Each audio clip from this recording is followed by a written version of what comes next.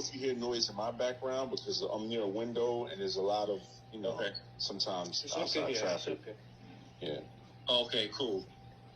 Yeah, so, the booty of war is when a man come in and they can have your women. They take your women when they conquer you, and they reproduce themselves not only through the womb, but through this womb right here, which is the greatest womb. All right? So in America, what we've seen is that through slavery is when they brought us over there, they killed off all the elders first. All right, they didn't want to have any masculine men there to challenge their authority. So they killed off the men, and they would take the children and raise the children up. They would impregnate the black women and children that was there previously. They would make sure that there was no men figure around. The only authority was the slave master and the black woman. She was the only one that could, talk to the slave master with regards to things. And the black man was really relegated to the position of like a pet in the house, like how you have a dog. You understand what I'm saying? Right. And this is something that they did, to us to bring us to our knees, and something that is still in place to keep us on our knees and destroy us, and to stop us from any type of rise to who we are, as far as being men. So, Prince Allah, I know you do a lot on this subject here. Could you chime in and just get your thoughts? Let's get your thoughts on this situation. Wow, where to start? Well, I'm going to start by thanking you and the other brothers. I'm actually just becoming familiar with the two other brothers for the first time. So I wanted to thank you for this, for extending to me the opportunity to express and share perspectives of mine on this broadcast or presentation of yours, particularly regarding this subject. This has been a subject that I've been consciously studying since, I'm going to say, 2001. So about 20 years. But I've been observant of since 1980, I'm going to say 7 or 88, somewhere around there. Many years ago, do you mind if I share a story that kind of really got me on this subject? No. From many years ago. I'm going to make it quick as possible. Go ahead. Okay.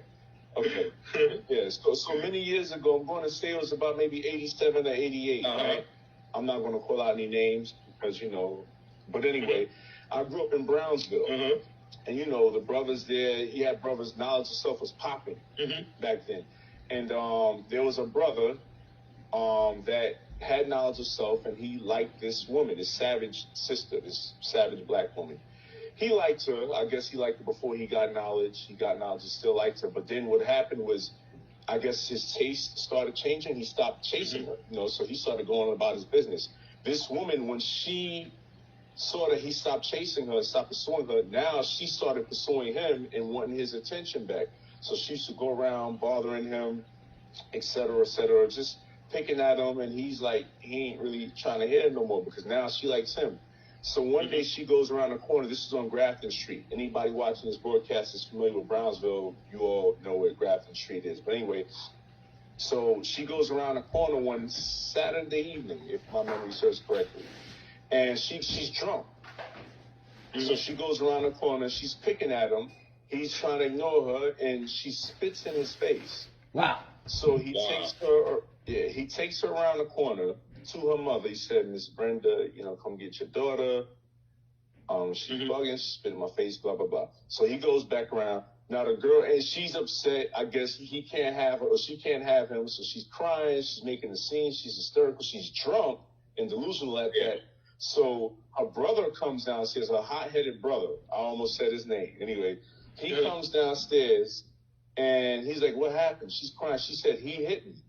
He said, he what? She said, he hit me. He said, he did what? She said, he hit me, which is a lie. So he went upstairs. He got his gun. He goes around the corner, grabbed and saw the brother there, shoots him in the stomach, kills him. and then now that brother, one brother's dead, brother with knowledge himself. The brother that did the shooting, the hot-headed brother, he's on a run, all because you had an out-of-control, loose woman, you know what I'm saying? That her male family members just did not control. And that stood out to me because this is something that I witnessed. I was there that I witnessed. And I'm like, I remember reading Elijah Muhammad's book. This is in the 90s, Message to the Black Man. And he said something on page, I'm going to, just give me one moment. I'm going to find this ASAP. He said something on page, where's the black one? Just bear with me just a moment, okay? Should be there shortly. So we got 3 brothers from the States, 1 brother from the Gambia, but you living in the UK, we got Chicago in the house, King Huru, we got Prince Allah from New York, me, I'm from Connecticut, tri-state, lived in Atlanta, Florida, and currently, residing in Gambia. However, we're coming together as the black man. Did you find that what you were looking for, brother? Yes, I found it right here. Okay. I found it.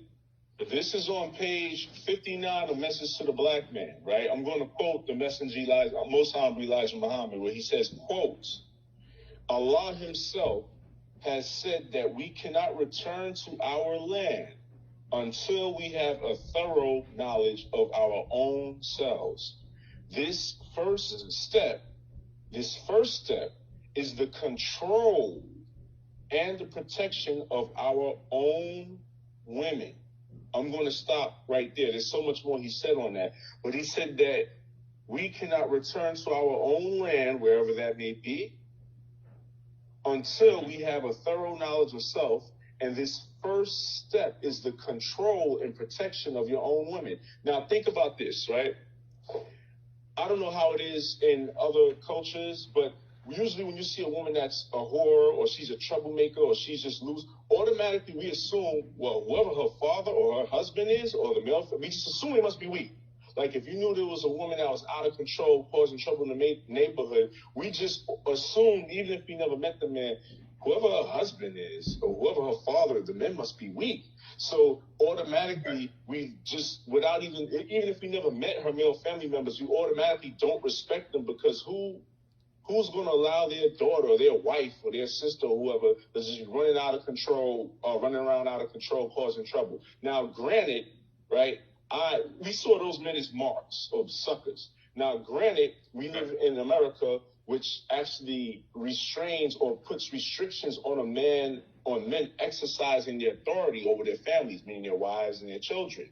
So, okay, a man might not want to put hands on this woman. She's acting too irate or out of order.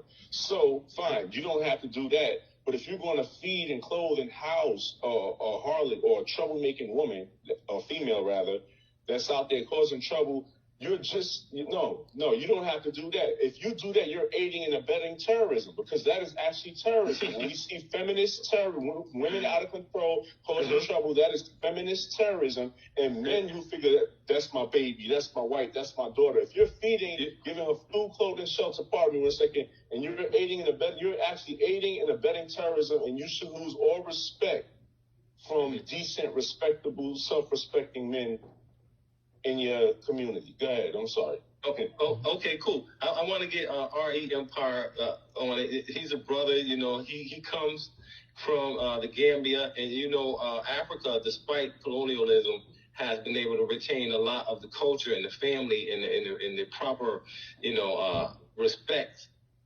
for the masculinity in the man. So, what's your views on femininity? You did an awesome video a few months ago when all of that, feminine energy was going on and creating a lot of drama around some very positive emotion.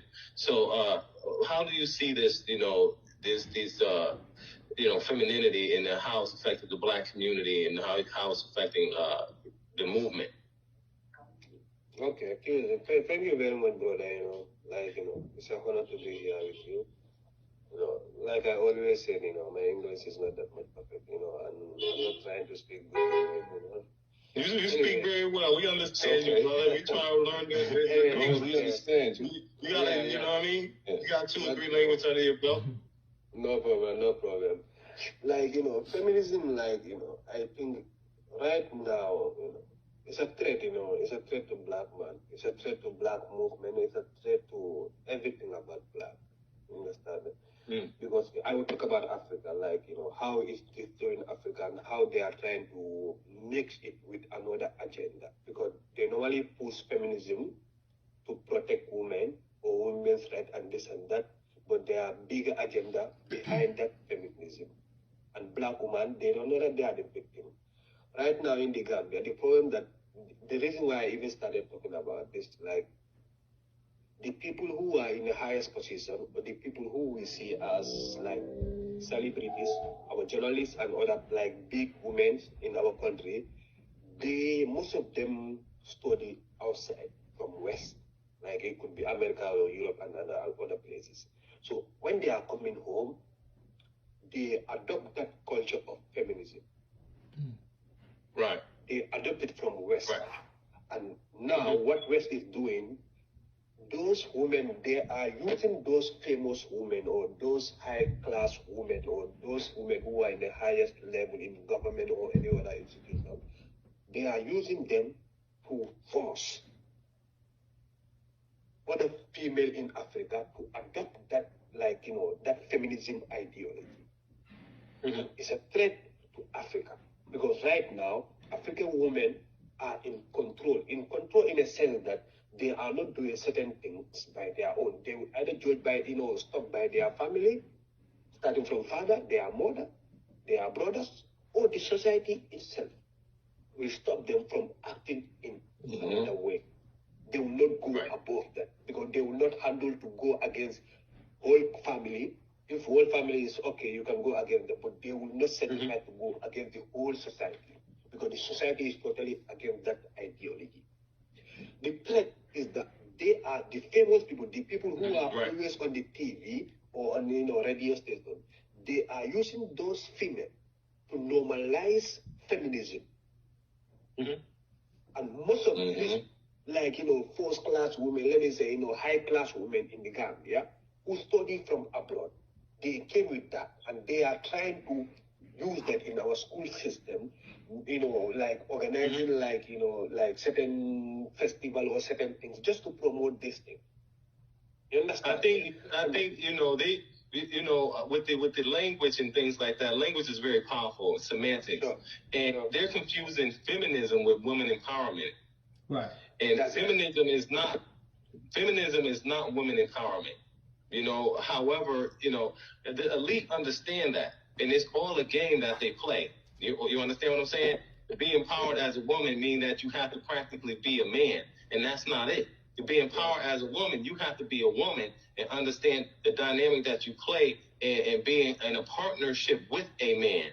Right. In order to bring that family unit into its fullness. It don't mean that you have to reverse the role. Absolute feminism is woman empowerment, not feminism. Femininity is woman empowerment, not feminism. Brother, I see you making some notes over there, brother. I know we sparked some sales there. What comes across your mind, man, on this subject? I want to say this. First, I want to say, I thank the whole group. I thank all you brothers, for joining in and also for allowing me to be a part of this. You're very right, Kwesi, that this is something that we need to talk about more. Yeah. And we must come together as a nation of African men, because I think that's where it really starts at. You know what I'm saying? We was talking a little bit earlier before we kind of started recording that, if the man is weak, and then what you expect from the woman? You know what I'm saying? The women are going to be weak too. So I think, first, I think that we have to go back to our African tradition of how we used to do things. You know what I'm saying? Yes. And let the man lead and be the warrior. We see that women now are trying to be more manly than the man. You know what I'm saying? And that's never going to fly with a real king. A king is never going to let that fly. You know what I'm saying? So I think that as African men, we have to stand on us being men, right? We have to stand on righteousness, do our best to lead the best way we can. And it's, you know, in the power of our women to support us being leaders. Now, if you're with a woman that does not support you as the leader of the family, then you gotta let that woman go, and then she needs to go too. You know, she needs to be with someone that she wants to lead, because, like I say, no real man is going to let a woman lead him. That's just never going to happen. You know what I'm saying? You know, so we have to go back to our African traditions. That's number one. You know what? Coming up in the black community, you know what I mean? A single parent at home and things like that. You know, it's a whole dynamic that, you know, was forced on us. Right. It's really a culture of death. It is. Everything about our community represents death, from the churches to the liquor stores, the drugs, all the media that they produce and put out there, you know, to dictate to us who we are, you know, thugs, hoes, and pimps, you know, and however, we are at the time now where we're seeing the American society collapse. Yes. You know, so everything that America represented no more, all of that's being turned upside down, and everybody's questioning it, and to a point of where you have this awakening, where you have many people that want to, you know, leave America and go to Africa to reestablish their roots. Right. However, in the midst of that, you have all the people that are going are people who are still sick with the slave master's mentality in his program. Yes. You understand what I'm saying? Yes. You know, the weak men, you know, and we've had an opportunity, a beautiful opportunity, to see, you know, the sickness that exists in our community, you know, and, coming to Africa, it has put a big spotlight on Africa as a place where we can go for our salvation, for our peace of mind, and for peace, and to reestablish our manhood and our womanhood. You know, however, in this process, you know, we don't have any guidelines. We don't have any bylaws. We don't have anything in place that could make sure that we have controls. Right. That we have controls in place to make sure that we don't have individuals with these horrible characters coming and jumping in front of the spotlight. And then I think the sinister part of it is that what we see as far as the movement is interlaced with a lot of demons. A lot of demons, man, in form of the brothers and the sisters. You understand what I'm saying? Right. You know, if we see something going, you know, awry, right, as brothers, you know, we shouldn't be jumping on the side of women. We shouldn't be, going with the women and being intimidated. I've seen so much bullying and intimidation by women in this movement. It's crazy. Yeah. There ain't no way we going nowhere. Right. And see, we cannot respect a man who will allow himself to be intimidated by women. Exactly. Men naturally are not afraid of women. Keyword, naturally.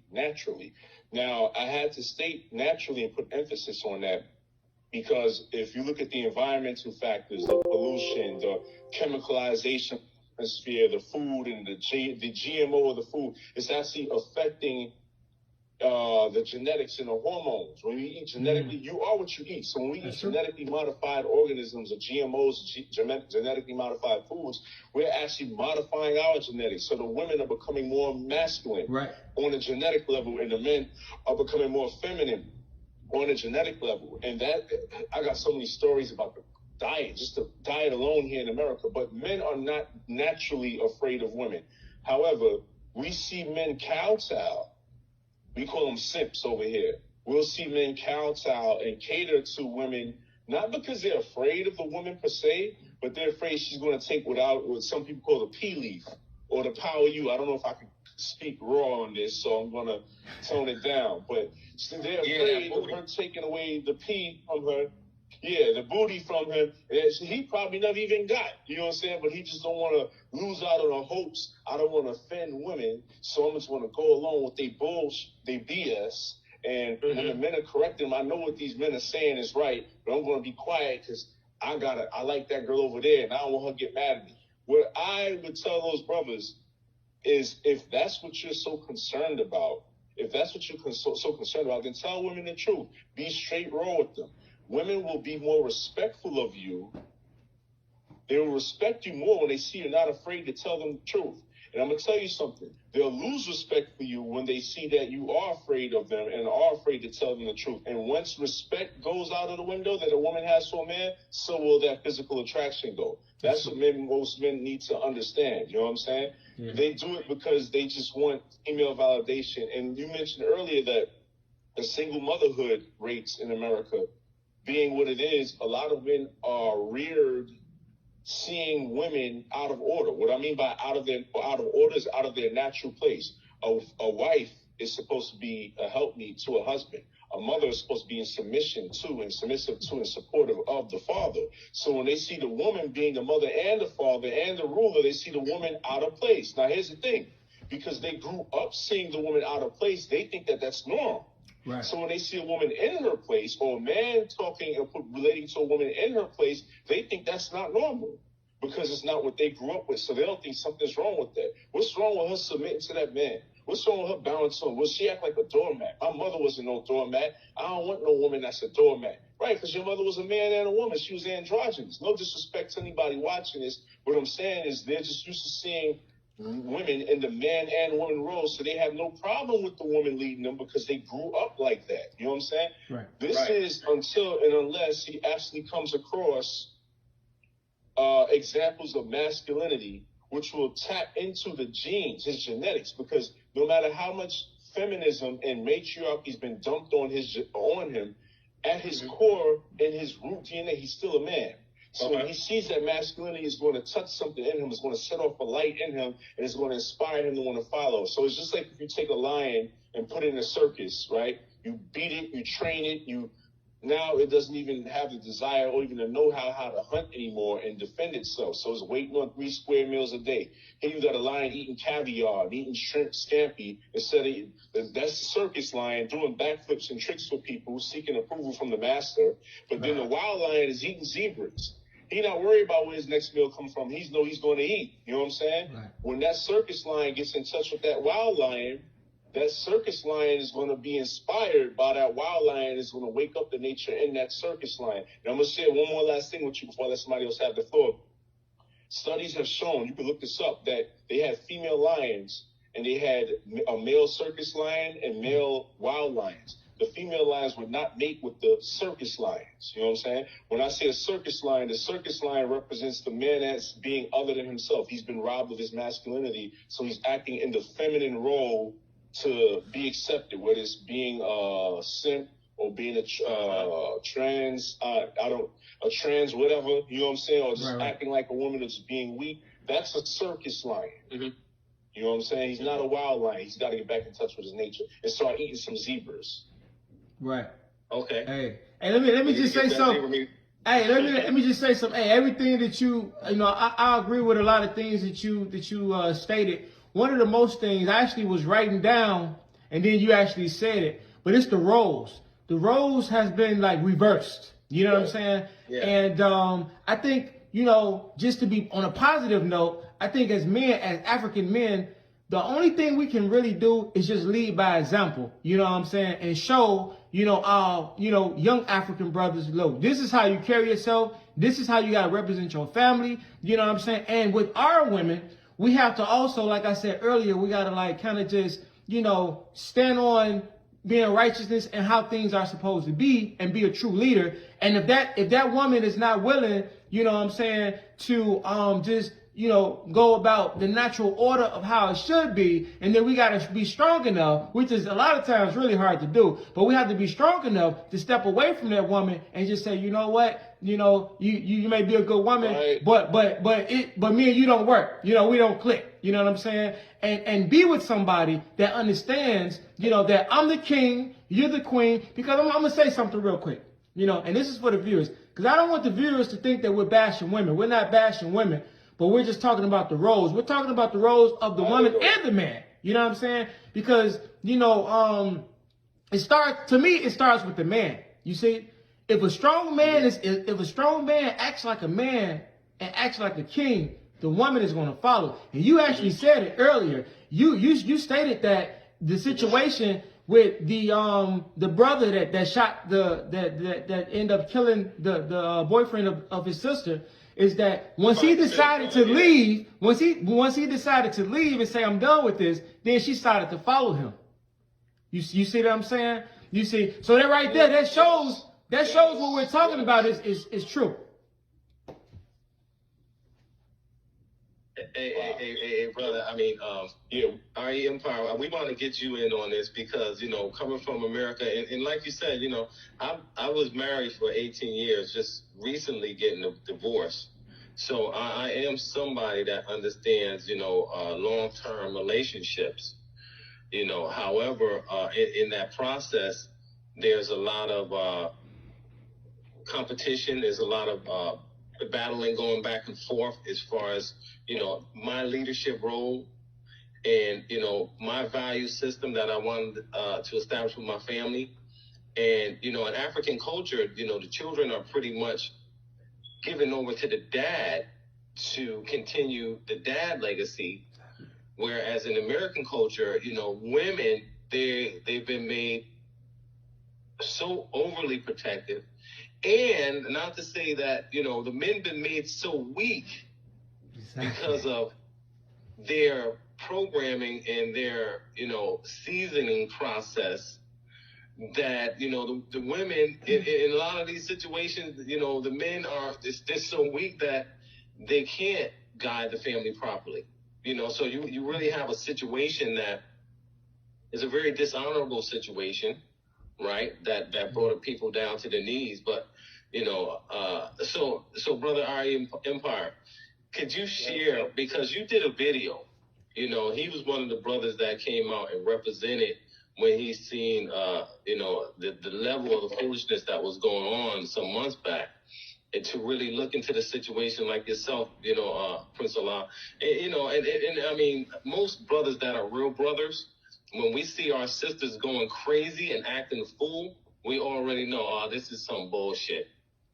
And I think the tragedy of it is that we have a lot of women that should be looking to get saved, but easily fell right into, being sympathetic towards, their plight.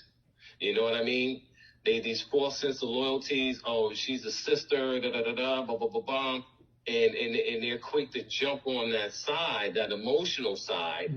And it's kind of hard for them to jump on it's like, hey, wait a minute, we got to stop that. It's like our community doing something right. You understand what I'm saying?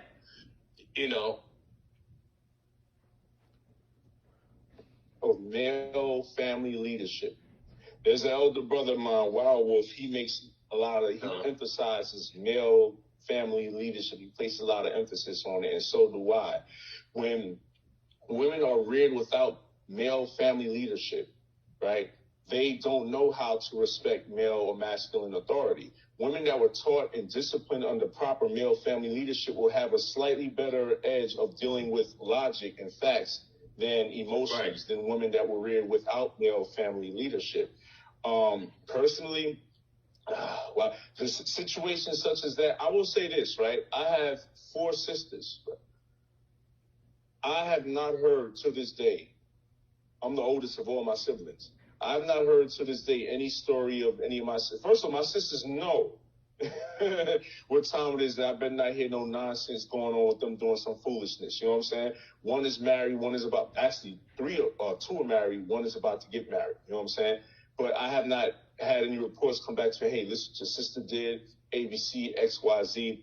And this is, you can see the difference when women are reared with their fathers and older brothers and things of that nature that are actually disciplined and honorable and respectable versus women that, I'm just going to say it raw. I'm not trying to hurt nobody's feelings, but we got to avoid fatherless women. We just have to avoid until and unless they are humble and submissive and are willing to be taught and learn how to submit to male family leadership If they're not willing to do that, don't even waste time. Don't waste stress with them. Men, you cannot be afraid to walk away from women. I know she might watch this. I just recently let a woman go. Pack your bags, go. You know what I'm saying? Beautiful young woman. You know what I'm saying? But if you're not going to, first, I shouldn't have any problems out of you. But we should not be afraid to, like the brother said earlier, walk away from a woman that is not willing to be led or that is resistance towards your leadership. When women see that we're not afraid to lead them or lose them or even offend them, that's when their respect for you is going to grow and you'll have more control. All right, Empire. I want you to chime in because, like I said, he did a video and he covered a lot of points. You know, one of which he was like, you know, if you're tearing your man down, who's going to protect you? That's right? a big question, you know. That's the question. Okay. Go ahead, brother. Elaborate on the question. Yes, you know, for me, what I understand about, you know, black struggle, I understand it, like, it's like, you know, blacks are the only one to protect themselves. Only black can protect black. So, for like a female, when they ask you to go and protest, like, you know, to go and march for feminism, like, you can go and march. The example, like I did, you can go and march with white people, white, you know, ladies.